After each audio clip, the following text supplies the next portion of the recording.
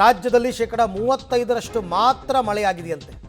35%, ಇನ್ನು 65% ಇಲ್ಲ. ಹಾಗಾದರೆ ಆಗಸ್ಟ್ ಕಡೆ ವಾರದಲ್ಲಿ ಬರಪೀಡಿತ ತಾಲೂಕು ಘೋಷಣೆ ಮಾಡ್ತೀವಿ. ಗ್ರೌಂಡ್ ರಿಪೋರ್ಟ್ ಆಧರಿಸಿ ಬರಪೀಡಿತ ತಾಲೂಕುಗಳನ್ನು ಘೋಷಣೆ ಮಾಡ್ತೀವಿ. ಅಂದರೆ ಆಗಸ್ಟ್ ಅಂದರೆ ಈ ತಿಂಗಳ ಕೊನೆಗೆ. ಸರ್ವಪಕ್ಷ ಸಭೆಯ ಬಳಿಕ ಸಿಎಂ ಡಿ ಕೆ ಶಿವಕುಮಾರ್ ಹೇಳಿಕೆ.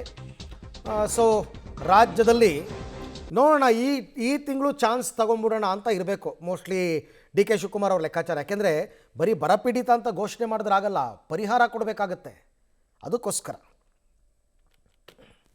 ವಿಚಾರ ಮತ್ತೊಂದು ವಿಚಾರ, ಈಗ ಸದ್ಯಕ್ಕೆ ಈಗ ತೀರ್ಮಾನ ತೆಗೆದುಕೊಳ್ಳೋಕ್ಕಾಗೋದಿಲ್ಲ. ಆಗಸ್ಟ್ ಎಂಡ್ ಅಷ್ಟೊತ್ತಿಗೆ ನಾವು ಸರಿಯಾದ ರೀತಿಯಲ್ಲಿ ಮಾಹಿತಿಯನ್ನು ಪಡ್ಕೊಳ್ಬೇಕು.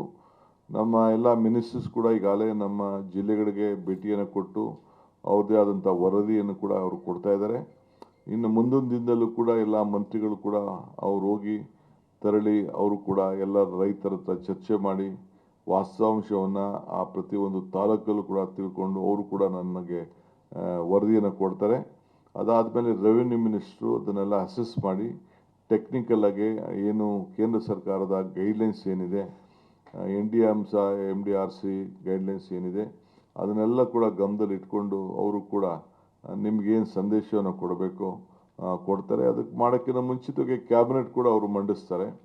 ಕ್ಯಾಬಿನೆಟಲ್ಲಿ ಕೂಡ ನಾವು ಅದನ್ನೆಲ್ಲ ಕೂತ್ಕೊಂಡು ಚರ್ಚೆ ಮಾಡಿ, ನನಗೆ ಯಾವುದೋ ಒಂದು ತಾಲೂಕು ಬೇಕು ಅಂತ ನಾನು ಸೇರಿಸ್ಲಿಕ್ಕೆ ಆಗೋದಿಲ್ಲ, ಇಲ್ಲ ಯಾವುದೋ ಒಂದು ತಾಲೂಕು ಬಿಡಿ ಅಂತ ಹೇಳಿದ್ರು ಬಿಡ್ಲಿಕ್ಕೆ ಸಾಧ್ಯ ಇಲ್ಲ.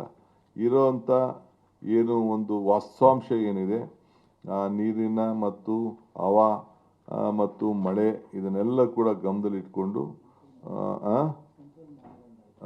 ಅದನ್ನೇ ಹೇಳಿದೆ, ಸೆಂಟ್ರಲ್ದು ಒಂದು ಗೈಡ್ಲೈನ್ಸ್ ಇದೆ, ಮಾನದಂಡ ಏನಿದೆ ಅದರ ಮೇಲೇ.